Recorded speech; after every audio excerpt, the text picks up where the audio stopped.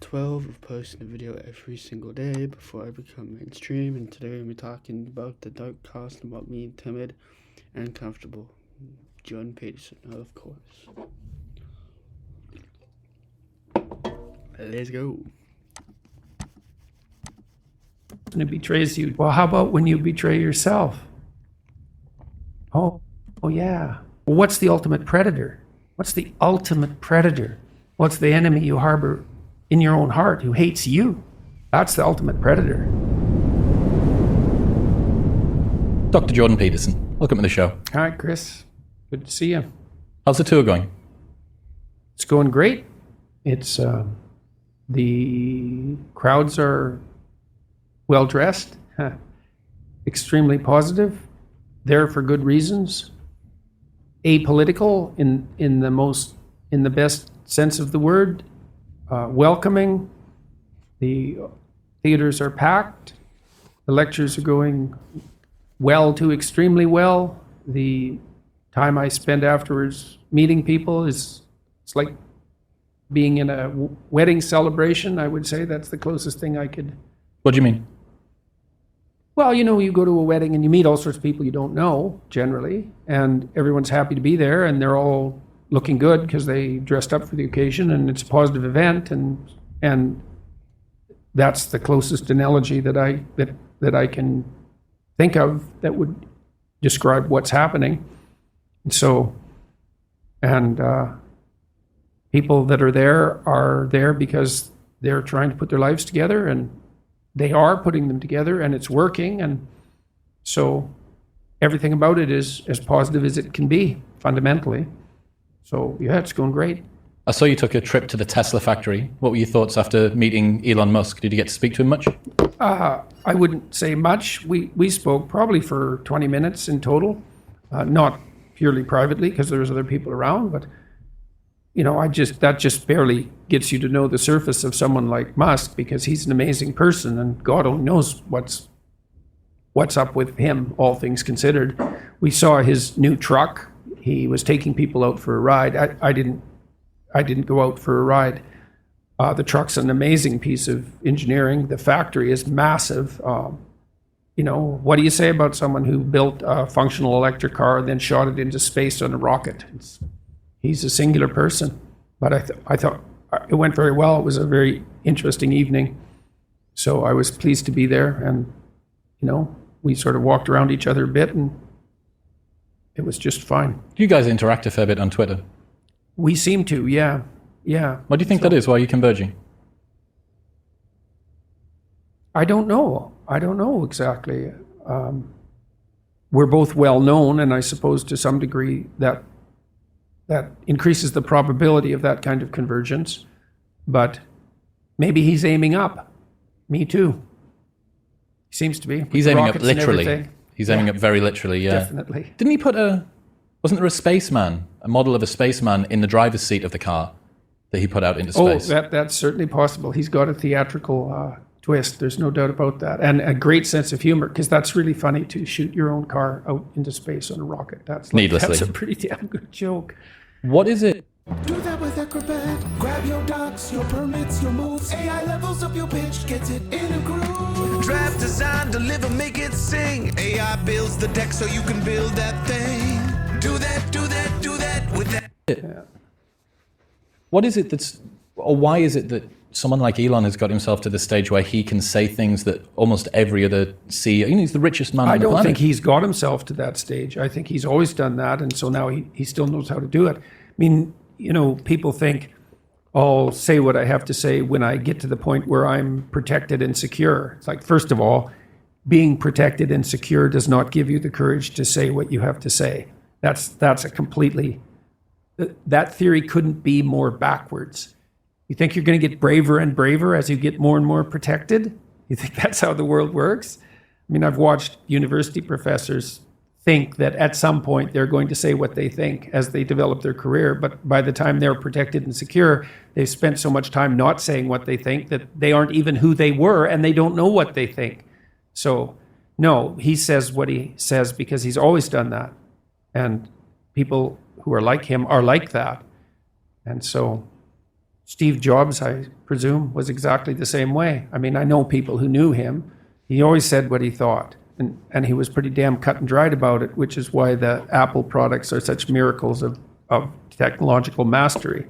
He had an unbelievably canny design eye and was very... he cut whole projects without a second thought in some sense when they weren't working. He did that when he came back to Apple the second time, refined the entire product line, got rid of a ton of different things, and so we're focusing on this. Yeah. Right. So that was proof. I mean, maybe it was fluke the first time, which it wasn't, but coming back and doing it again the second time showed pretty clearly it wasn't fluke. Same with Elon, right? He's refined down what he does to a couple of very, very tight parameters.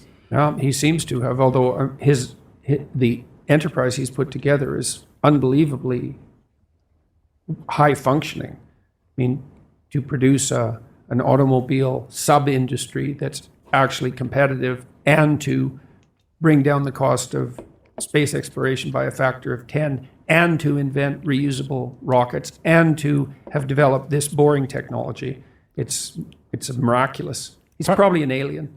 Yeah, probably. Yeah. There's only two Probably a reptilian, isn't it? American car companies, I think, that haven't gone bust.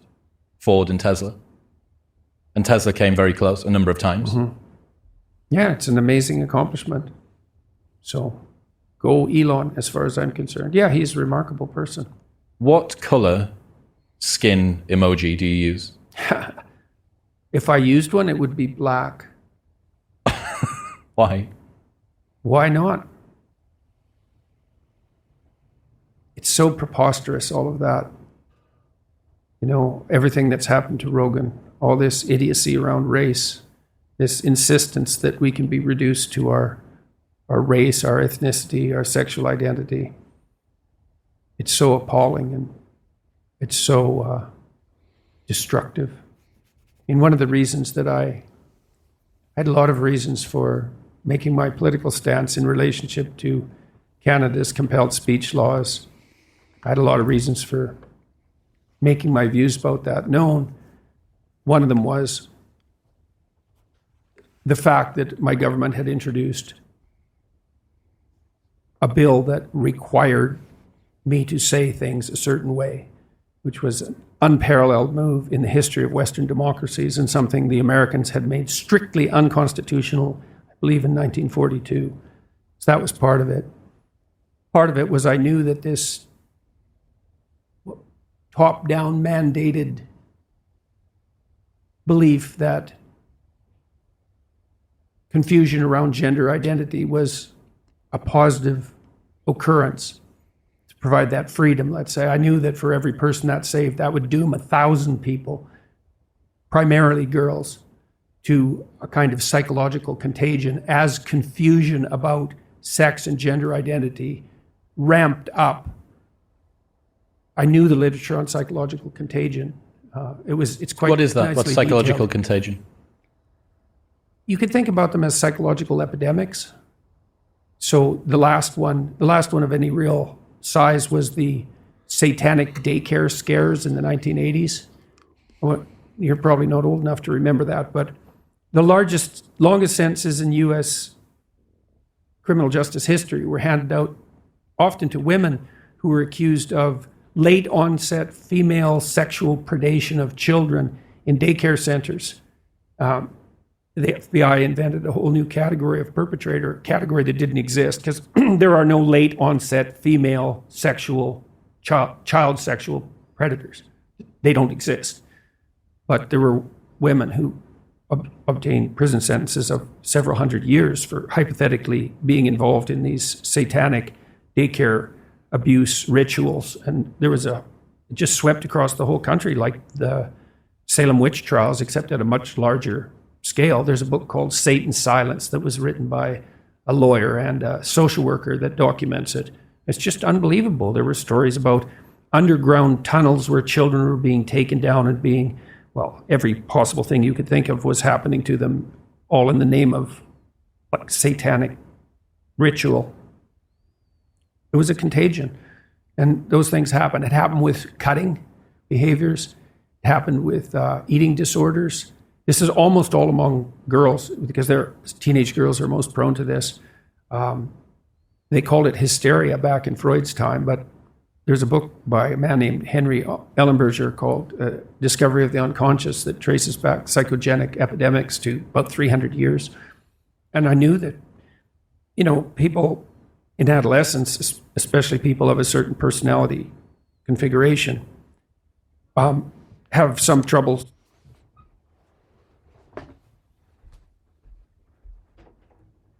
What's up?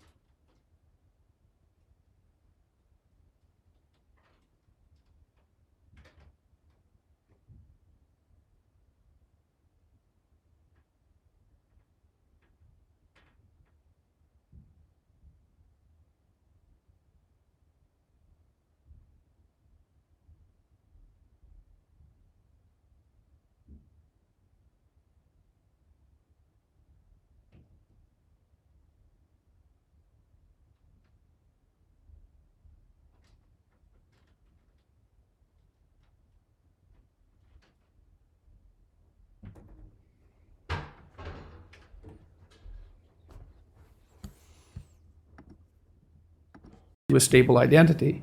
And for a variety of reasons, it can be high negative emotion, which is associated with low self-esteem. Those are more or less the same thing. And then, in all likelihood, high trait openness, which is the creativity dimension. And the high trait openness people, they're the ones that are more likely to have green hair and red hair and lots of piercings and lots of tattoos and dress in a non-standard manner, let's say. That's all associated with creative behavior. And they have trouble catalyzing a single identity. And then if you throw in categorical confusion, which is exactly what you're doing when you declare that there's, an endless number of gender identities, then people who are prone to identity dissociation and to psychogenic contagion, you're going to demolish them. There is an obsession. Abigail Schreier has documented that quite nicely in her book, Irreversible Damage. And it's way more girls than boys, and it's thousands and thousands and thousands of them. So you think, well, perhaps a few people who are transgender benefited from this new reality, but for everyone who's benefited, and I'd like to see the data just showing how much they actually benefited. And that'll take a long time to accrue. There's 1,000 people who've been just demolished by this. So, and then what else on the? Well, that's basically that on the political front. I could see all that coming. I talked to the Canadian Senate about it when they put in the legislation. They didn't listen. They just thought racism, bigotry, sexism. It's like, yeah, have it your way. But, so what, all these girls that have rapid onset gender dysphoria and are disfiguring themselves and taking hormones and, wreaking havoc with themselves and their families and the broader culture. These people that were so woke and so permissive, you think they're going to have that on their conscience? They're on to something, some other noble venture. So. Well, the holidays have come and gone once again, but if you've forgotten to get that special someone in your life a gift, well, Mint Mobile is extending their holiday offer of half off unlimited wireless. So here's the idea. You get it now, you call it an early present for next year, like 11 months early, which takes you from the worst ever to the best ever. You already f***ed up, right? What do you have to lose? Give me your thoughts on the modern dating market. Well, I'm too old to really have any thoughts on it in some sense. Not from a personal perspective. Well, I don't understand it at a level of detail. I do know some things that are happening perhaps at universities where there are far more girls than boys, or women than men. What happens in those institutions, this is what it looks like anyways, possibly. So females are hypergamous, which means they'll mate across and up hierarchies, socioeconomic hierarchy, but competence hierarchy is really at the bottom of it. And so when you set up a situation where there's far more women than there are men in a given domain, say where mate selection can take place, most of the men still don't do very well because most of them are still rejected by women. But a small minority of men do extraordinarily well if you think well means unlimited sexual access. And so what's happening in the universities is that a small minority of men have sexual carte blanche in some sense. And most men are in the same position that most young men are always in, which is they're in a state where they're not particularly desirable to women. And then the women, of course, are terribly frustrated because the minority of men that they would really like to have long-term relationships with, it's a seller's market for those men. They're not settling down. That's the sex ratio hypothesis. Yeah. And the reverse happens, right? That you see whoever the more scarce sex is gets to determine the rules of the game. Mm-hmm. So the men, if they are in high demand because there's short supply, you get more short-term mating. Yeah. You get an increase in relationship dissatisfaction from women. And when the reverse happens, you get more dates before sex. You get more long-term mating. You also get more sexual violence in that situation as well, when there is a surplus of men and a scarcity of women. But I think there's something... You also get far more unstable societies. You know, I was pilloried a few years back for my comments about enforced monogamy because they were taken out of context and twisted in exactly the way that things like that get twisted now. But what did you mean by that? I mean that one human universal is the construction of societies to both mandate and reward monogamy. And there's all sorts of reasons for that. It's because it's the best long-term solution, fundamentally. But one of the reasons for that is that when women are scarce, men get violent. Now, you know, that was read to say, well, I thought that this society should be distributing women to undeserving men, which is, of course, absolutely and utterly preposterous and bears no relationship whatsoever to anything I ever said or thought, or anything anyone sane would ever think or say, or has ever thought or said. Because I don't know anyone politically ever who was insane enough to think that the state should distribute women to men. Like, that's just never happened. So to be accused of that belief and then for that to, you know, be put forward as a credible representation of what I thought was just one of the preposterous things that has happened to me. It's an unfortunate name, enforced monogamy, because it's a term from anthropology, right? But what you mean is culturally celebrated monogamy, culturally and norms that are supporting people and raising that up as an institution. Supporting and punishing, both, but mostly supporting. I mean, the punishing is that there's a moral disapproval applied to, say, cheating, right, to adultery, to especially running around behind your partner's back if you're married, particularly that. But even if you're in a long-term stable relationship, it's like, well, that's all enforcement. It's not police with jackboots, but that's not the only type of enforcement. It's not the only type of sanction or threat or punishment or disappropriation or disgust or contempt or shame or frustration or disappointment, all of those things. And all of that, because monogamy is a good long-term solution, but in some sense a troublesome short-term solution if you have other options. Then all of those elements of social support, let's say, need to be put into place. And that is it, as far as I've been able to determine by looking at the anthropological literature.